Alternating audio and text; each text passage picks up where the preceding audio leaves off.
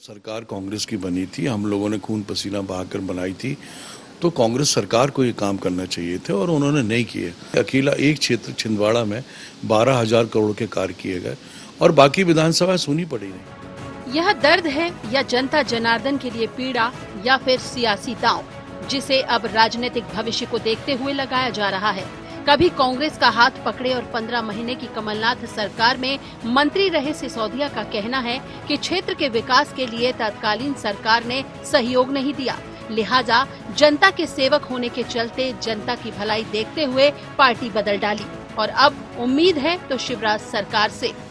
हम लोगों ने कांग्रेस छोड़कर भारतीय जनता पार्टी ज्वाइन की और हमारे क्षेत्रों में जो विकास के कार्य हैं, जो हमने अपनी कांग्रेस की सरकार में माननीय कमलनाथ जी जब मुख्यमंत्री थे और मैं कैबिनेट मंत्री था, मैंने अपने विधानसभा क्षेत्र के कई विकास के कार्य उनको दिए थे, किंतु 15 माह में हम उनको पूरा नहीं कर पाए थे और इन्हीं सब कारणों से आप समझ सकती हैं कि हम लोगों ने कांग्रेस छोड़ी और बीजेपी का दामन थामा। और अब हमने माननीय शिवराज सिंह जी से बात की है और उन्होंने हमको आश्वस्त किया है कि प्रत्येक विधायक के सभी विकास कार्यों को करा कर वो देंगे और जो भी लंबित योजनाएं पेंडिंग हैं उनको भी करा कर दिया जाएगा। अब भले बीजेपी में शामिल होने के बाद आरोपों की बाढ़ हो, लेकिन कांग्रेस इन आरोपों से इत्तेफाक नहीं रखती। उनकी माने तो जाने वाले प्रलोभन के चक्कर में गए। यही मंत्री और यही सिंधिया जी क्या कांग्रेस सरकार की जो योजनाएं उस समय संचालित हो रही थी, क्या उनके कार्यक्रम में नहीं जा रहे थे? क्या कर्ज माफी में नहीं जा रहे थे? क्या अन्य कार्यक्रमों में शरीक नहीं हुए? क्या अपने विधानसभा क्षेत्र में भूमि पूजन शिलान्यास नहीं किया?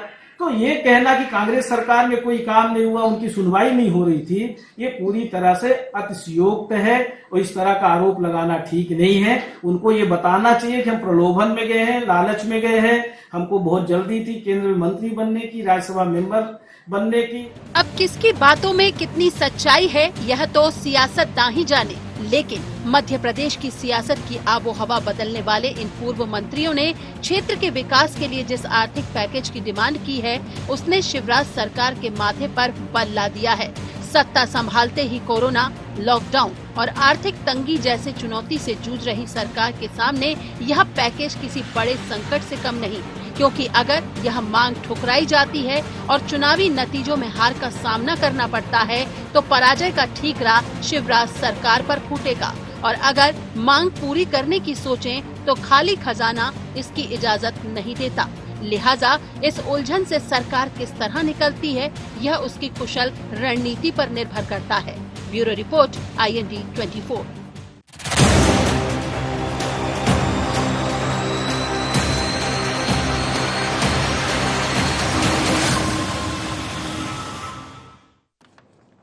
नमस्कार, शार्प एट 7 में आप सबका स्वागत है। मैं हूं आपके साथ मुक्ता पाठक।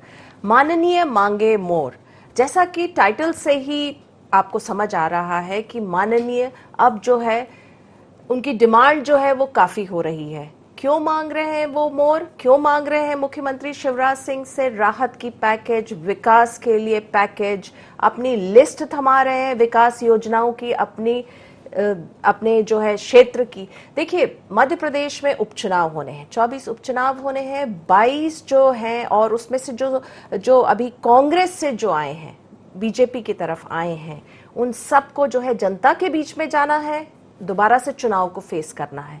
तो कहीं ना कहीं उनके मन में उनका ये टीस है कि उनके क्षेत्र में काम नहीं हुए, विकास के कार्य नहीं हुए और वो उनका मानना है कि 1.5 साल की जो कमलनाथ की सरकार थी, उन्हीं की जो सरकार थी कांग्रेस की सरकार थी, उसमें ही विकास के कार्य नहीं हुए। इसलिए वो शिवराज जी से जो है पैकेज की मांग कर रहे हैं क्या। और इसमें कांग्रेस का आरोप है कि ये इसलिए है कि वो जनता को फेस नहीं कर पा रहे हैं, बैकलैश है। तो एक्चुअल में है क्या? माननीय तो मांग रहे हैं मोर। और जिस तरह से अभी जो आर्थिक संकट है उसके बीच में शिवराज जी किस तरह से इन लोगों को राहत का पैकेज दे पाते हैं, किस तरह से विकास के लिए इनकी जो लिस्ट है उस पर काम हो सकता है, क्योंकि उपचुनाव में ये जो है ये अपने उसी विकास के साथ जनता के बीच में जाएंगे। जनता तो विकास के कारण ही जनप्रतिनिधियों को अपने पलकों पे बिठाएगी। तो चलिए आज इसी विषय पे हम चर्चा करेंगे। माननीय मांगे मोर, हमारे साथ फोन लाइन पे जुड़ गए हैं अजय सिंह जी, जो नेता प्रतिपक्ष रहे हैं कई सालों तक कांग्रेस में। मेरे साथ फोन लाइन में जुड़ गए हैं महेंद्र सिंह सिसोदिया, जो कि सिंधिया के समर्थक हैं, कांग्रेस से बीजेपी में आ गए हैं। मेरे साथ जुड़े हैं फोन लाइन पे सुरेश राठखेड़ा जी, जो भी पूर्व विधायक हैं, वो भी सिंधिया के समर्थक हैं। तो अजय सिंह, आप सबका शार्प एट 7 में इस कार्यक्रम में बहुत बहुत स्वागत है। मेरे साथ स्टूडियो में हमारे editor in chief Sunil Shrivastava ji भी हैं। सबसे पहले तो अजय सिंह जी, मैं आपके पास आऊंगी। जिस तरह से ये आरोप लगा रहे हैं, इनका मानना है, इनका कहना है कि कोई भी काम नहीं हुआ 1.5 साल में कांग्रेस के रेजीम में, क्या कहेंगे आप?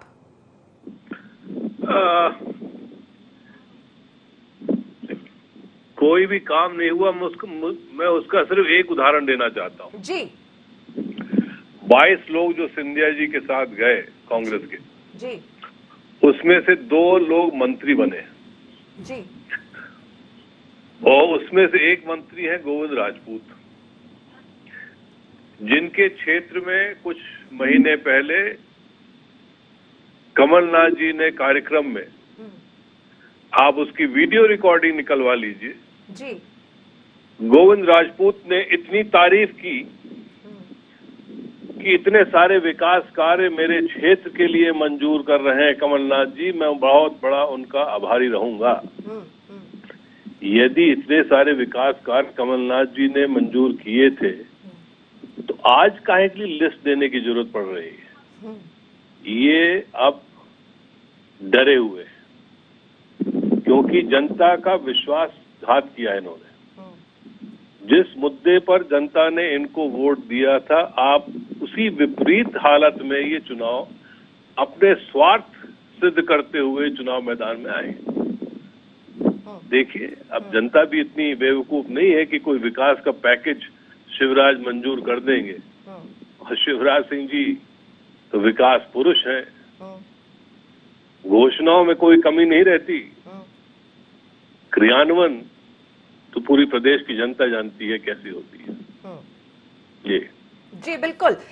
महेंद्र सिंह सिसोदिया जी, आपके पास आऊंगी। क्या कहेंगे आप, जिस तरह से उदाहरण दिया है अजय सिंह जी ने अभी?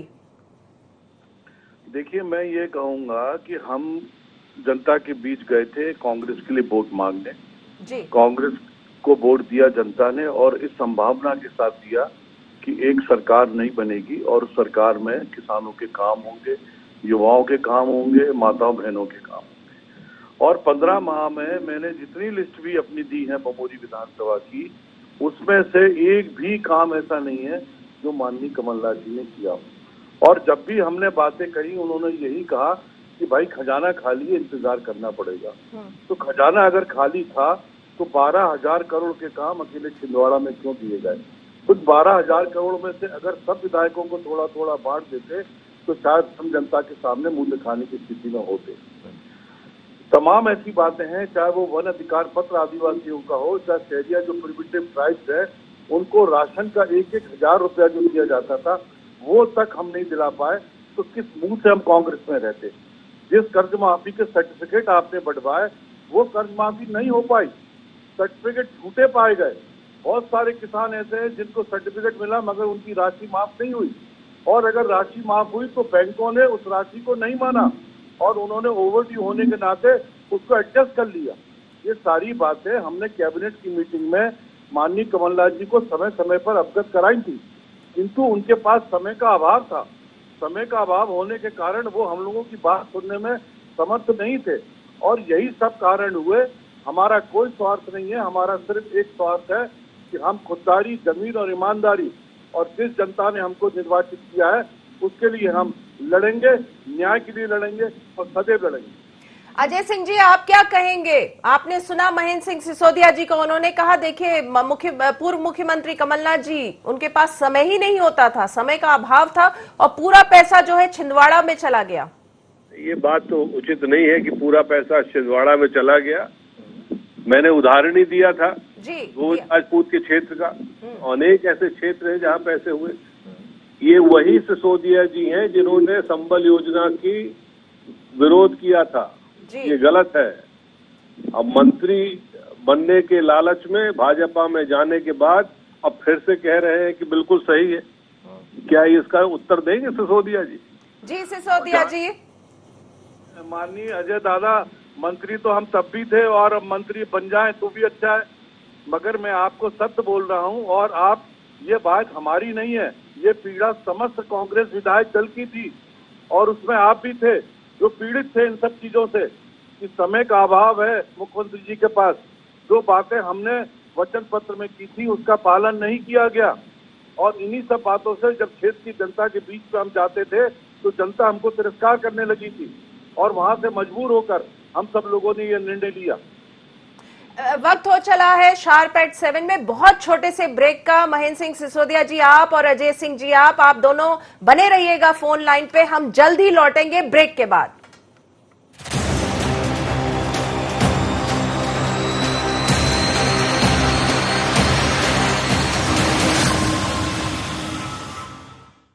बाबा इलायची को जैसे ही चखा तो लगा कि लाइफ के हर टेस्ट में होना चाहिए प्लेजर।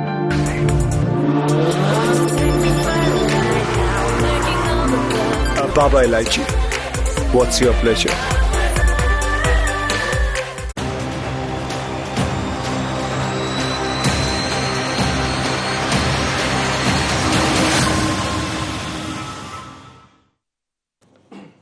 ब्रेक के बाद आप सबका एक बार फिर से स्वागत है। शार्प एट 7 में हम सब बात कर रहे हैं माननीय मांगे मोर। मेरे साथ मौजूद है फोन लाइन पे महेंद्र सिंह सिसोदिया और अजय सिंह जी। आप दोनों बने रहिएगा। स्टूडियो में मेरे साथ है editor in chief Sunil Shrivastava ji. हम उनसे पूछते हैं क्या कहेंगे। देखिए मुक्ता जी, क्योंकि जिस प्रकार से पिछले कई दिनों से ये दौर चल रहा है कि चाहे सिंधिया समर्थक हो या बीजेपी के दूसरे विधायक या लक्ष्मण सिंह, तमाम लोग मुख्यमंत्री से मिल रहे हैं अपने क्षेत्रीय समस्याओं को लेकर और कई मांग पत्र भी उनको सौंपे जा रहे हैं कि इस प्रकार की समस्याएं क्षेत्र में है, उनका निराकरण जल्द से जल्द होना चाहिए।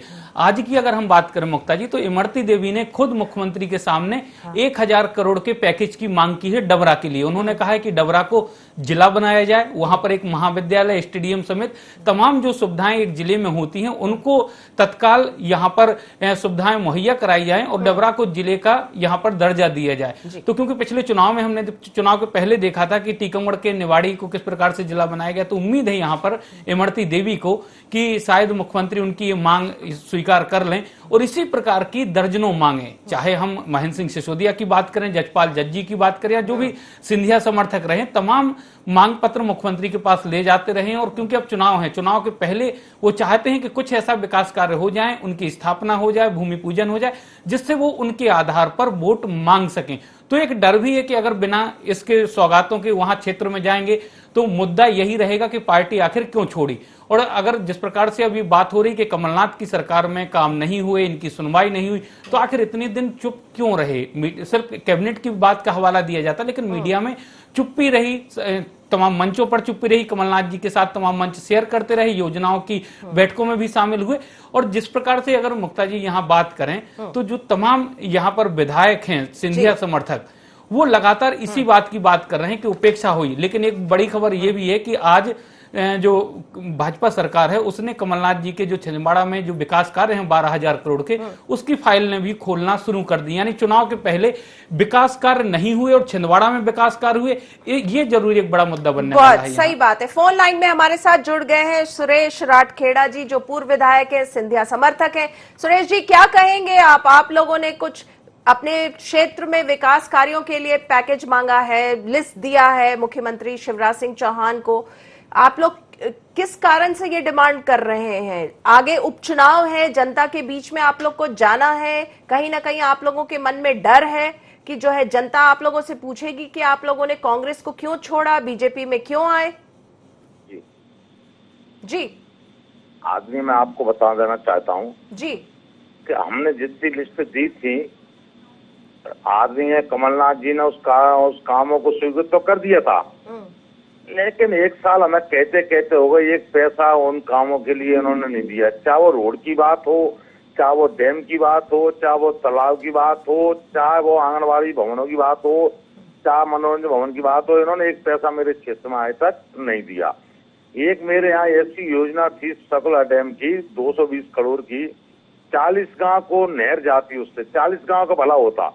मैंने बहुत कहा, बहुत होया, लेकिन उन्होंने एक पैसा भी हमको उचित नहीं समझा देना। क्यों कि वो अपने क्षेत्र से फ्री नहीं हो पा रहे थे। जितना पैसा आया सारा पैसा छिंदवाड़ा चला गया।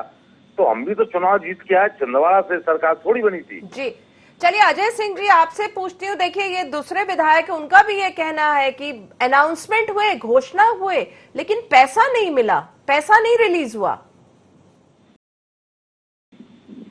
जी मैं इनकी दुविधा समझ सकता हूँ। जी जब तक ये सरकार कांग्रेस की थी, कमलनाथ जी के मंत्रिमंडल के सदस्य रहे या विधायक रहे, जी एक ने कहीं सार्वजनिक बयान नहीं दिया या न कहा कि हमारे क्षेत्र की अपेक्षा हो रही है। अब चुनाव होने वाले हैं, सब डर सताया हुआ है, तो आप चाहे कुछ भी बात करें, जनता इतनी ना समझ नहीं है आज की तारीख में, ये इन लोगों को एहसास होना चाहिए। क्या कहेंगे महेंद्र सिंह जी, आप डरे हुए हैं आप लोग? देखिए, ना तो हम डरे हैं और ना डरेंगे। हमने तब भी अन्याय के खिलाफ लड़ाई लड़ी, और सबसे बड़ी बात जो माननीय अजय सिंह जी ने कही है कि हम अपना रोना किससे रोते। अगर प्रदेश कांग्रेस का अध्यक्ष भी अगर कोई दूसरा होता तो शायद हम अपनी शिकायत और अपनी पीड़ा वहां तक पहुंचाते, किंतु एक ही व्यक्ति जो मुख्यमंत्री थे वही प्रदेश कांग्रेस अध्यक्ष थे, तो हम अपनी पीड़ा किसके सामने रोते। हमारी जो बातें थी, मंत्री होने के नाते कैबिनेट के फोरम पे हम हमेशा लाते थे, और एक अनुशासित सिपाही होने के नाते सार्वजनिक मंचों पे हमने अपनी पार्टी को कभी कोसने का प्रयास नहीं किया। हमने कैबिनेट की मीटिंग में हमेशा माननीय मुख्यमंत्री जी के संज्ञान में उस समय लाते रहते थे, मगर वो उन बातों को अनसुनी करते थे। और ये हमको स्वीकार करना पड़ेगा, कांग्रेस पार्टी के लोगों को स्वीकार करना पड़ेगा कि हम लोगों पे आरोप लगाने की बजाय अगर आत्ममंथन इस बात का किया जाए कि 22 विधायक छूट के आखिर क्यों गए, क्या कारण था, इसका मंथन जिस दिन कांग्रेस पार्टी कर लेगी तो मैं समझता हूं कि कांग्रेस पार्टी आगामी काफी तरक्की कर सकती है। मगर अगर उंगली उठाना आवश्यक है और अपना आत्ममंथन करना आवश्यक नहीं है, तो ये निश्चित रूप से कांग्रेस पार्टी की बहुत बड़ी भूल है। सुरेश जी आप भी कुछ कहना चाहेंगे जो अभी कहा महेंद्र सिंह सिसोदिया ने? बिल्कुल, आदमी बड़े भाई ने बहुत अच्छी बात कही है। मैं आपको बताना जो सही बात है कि 22 विधायक जाने का इन्होंने मंथन नहीं किया कि 22 विधायक आकर पार्टी छोड़ के चले कैसे गए।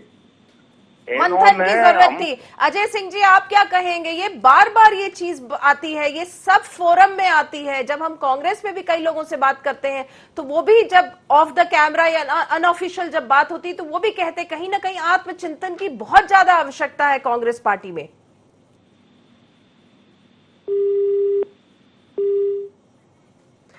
लगता है कुछ फोन लाइन में प्रॉब्लम है।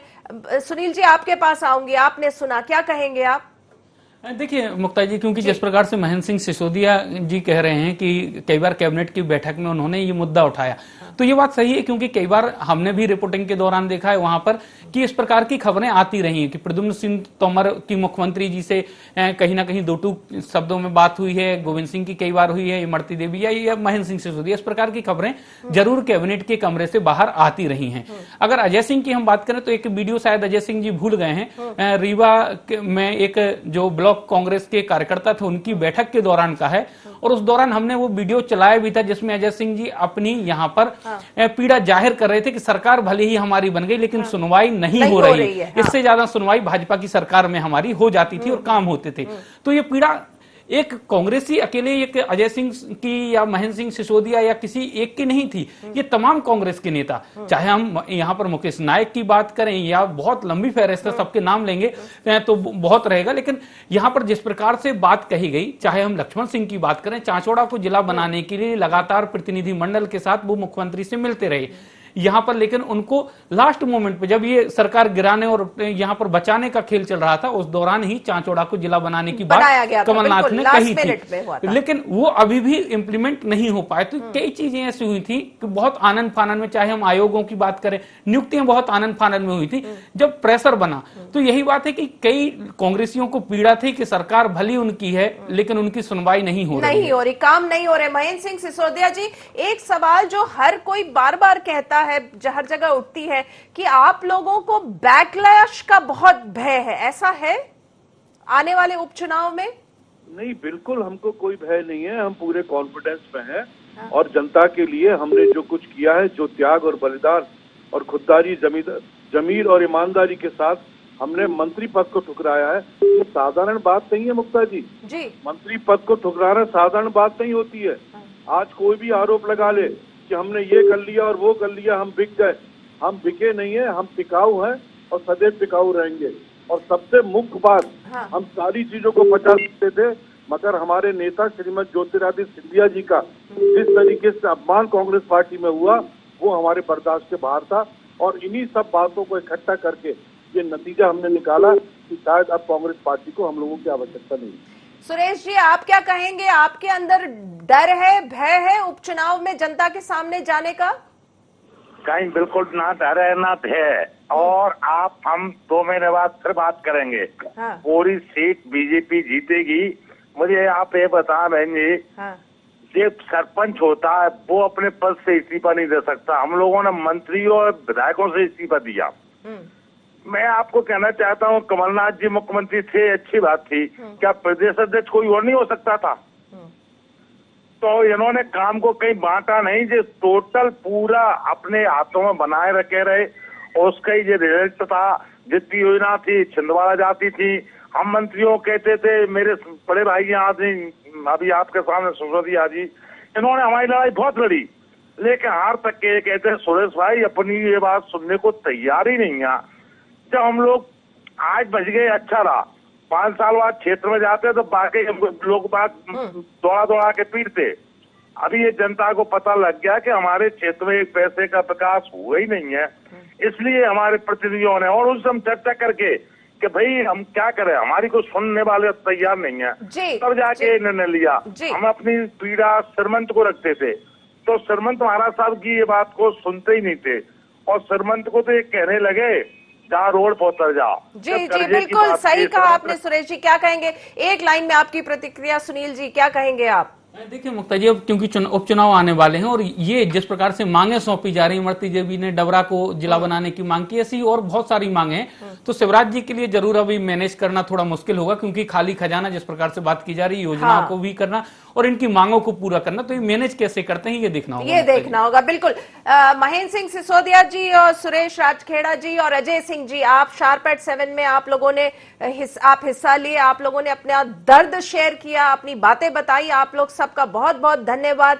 जिस तरह से सुनील श्रीवास्तव जी ने अभी सम अप किया है कि देखिए, जो दर्द है, जो सिंधिया समर्थक जो आए हैं कांग्रेस से बीजेपी में, उनका दर्द है कि उनके क्षेत्रों में घोषणाएं हुई लेकिन काम नहीं हुआ। अब उपचुनाव सामने है तो उन्होंने शिवराज जी से रिक्वेस्ट किया है, उन्होंने कहा है कि हमारे क्षेत्र में जो है विकास कार्य को गति दी जाए, क्योंकि उनको फिर से जनता के बीच में जाना है, चुनाव में जाना है, वोट मांगना है। तो वोट किस बेसिस पे मांगेंगे? वो विकास कार्यों के लिए ही मांगेंगे। हालांकि कांग्रेस का आरोप है कि वो डरे हुए हैं, सहमे हुए, लेकिन उनका कहना है कि नहीं, हमारी पीड़ा थी, हम तो विकास की बात कर रहे हैं, जनता की विकास की बात कर रहे हैं। तो आने वाले दिनों में जो उपचुनाव है वो बहुत इंटरेस्टिंग रहेगा। शार्प एट 7 में आज बस इतना ही। आप बने रहिए IND 24 के साथ। नमस्कार।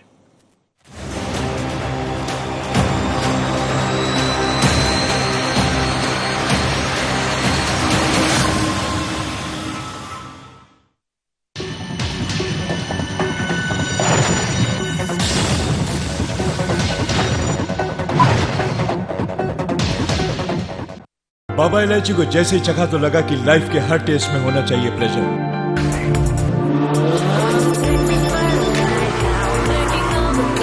बाबा इलायची, व्हाट्स योर प्लेजर?